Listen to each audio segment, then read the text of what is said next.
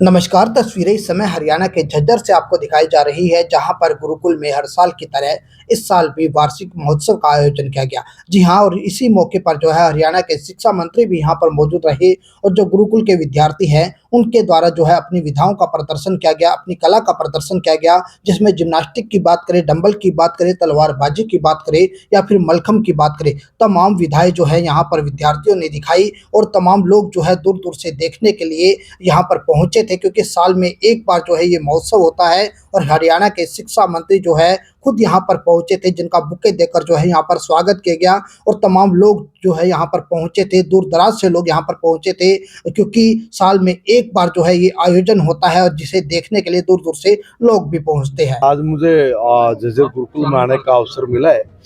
यहाँ के बच्चों की प्रतिभा का प्रकटीकरण भी देखने को मिला है और जिस तरह से हमारे बच्चों का यहाँ पर सर्वांगीण विकास होता है, मानसिक रूप से, शारीरिक रूप से, आध्यात्मिक रूप से, तो वो एक ऐसा अनूठा मैं कहूँगा व्यक्तित्व का निर्माण होता है जिसकी वाकई में आज समाज को खेल नर्सरियों की मांग करी है। हाँ, खेल नर्सरियों की जो मांग की है, मैं खेल मंत्री के भी आप पे मैंने कहा है कि जो 2-3 है उनमें से लगभग हम लोग सारी आपको मंजूर करके दे देंगे। बजट को लेकर भूपेंद्र हुड्डा ने तंज कसा है सरकार पर। देखिए, तंज कसने के अलावा और कुछ कर नहीं सकते, सिर्फ यही तो काम बचा है अभी।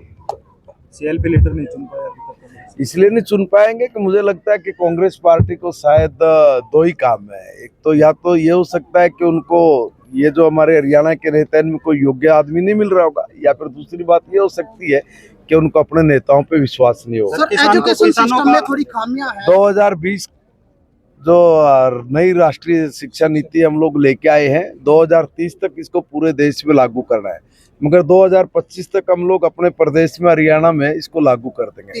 हायर एजुकेशन में हमने इसको पूरी तरह से लागू कर दिया है।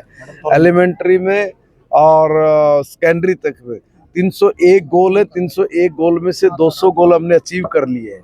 100 गोल में से कुछ ऐसे कि जो अलग अलग डिपार्टमेंट के साथ मिलकर करने होते हैं, कुछ फाइनेंस डिपार्टमेंट के साथ मिलकर लगातार करने के हैं। मगर 2025 तक मैंने तमाम अधिकारियों को आदेश दिया है, निर्देश दिया है कि मुझे हर हाल में चाहिए और हम लोग उसको हर हाल में पूरी तरह से कर लेंगे। किसानों का धरना समाप्त कराया सर, उसको कैसे देखते हैं? देखिए, पंजाब में पंजाब की निकम्मी सरकार ने वहाँ पे किसान का शोषण किया है। हमने हरियाणा भर में भी 24 फसलों का MSP पे खरीदना और पहली बार हर फसल को खरीदना और खरीदना ही नहीं बल्कि उनका जो दाम भी था 2022 में जो हमने कहा था, हमने उसको बढ़ाया है। अगर कई लोग बोलने वाले तो मुंह नहीं पकड़ सकते, मगर मैं आपको कहूं कि 2013-14 में धान का, गेहूं का, ज्वार का, ग्वार का, अरड़ का, मूंग का, मूंगफली का, आप रागी का, सोयाबीन का, कपास का, किसी भी फसल का, सरसों का, बाजरे का, किसी भी फसल का दाम उठा के देख लीजिए कितना था। और 2023-24 में अगर दुगना नहीं तो बात करें। दाम तो सही है, 1 सप्ताह हो गया, अभी तक खरीद क्यों नहीं हो पाई? खरीद के लिए समय होता है, कई बार फसल पहले आ जाती है, मगर कुछ तैयारियां, कुछ चीजें ऐसी जिनका एक सरकार में समय होता है कि इतनी तारीख से लेकर इतनी तारीख तक हम लोग शुरू करेंगे। हाँ, मगर कुछ फसलों को अगेती फसल आने की वजह से कुछ चीजों की बात है, अभी हम लोग उनको भी शुरू करेंगे। विधानसभा में कांग्रेस के नेता आरोप लगा रहे थे बीजेपी सरकार ने आज तक कुछ भी नहीं किया है। अरे वो तो यही कहेंगे और क्या बोलेंगे। आपको भी कहा था जगह सही नहीं है। संतोला मंत्री जी को प्रदान कर रहे हैं हमें गुरुकुल की ओर से। ये शासन करवा के एक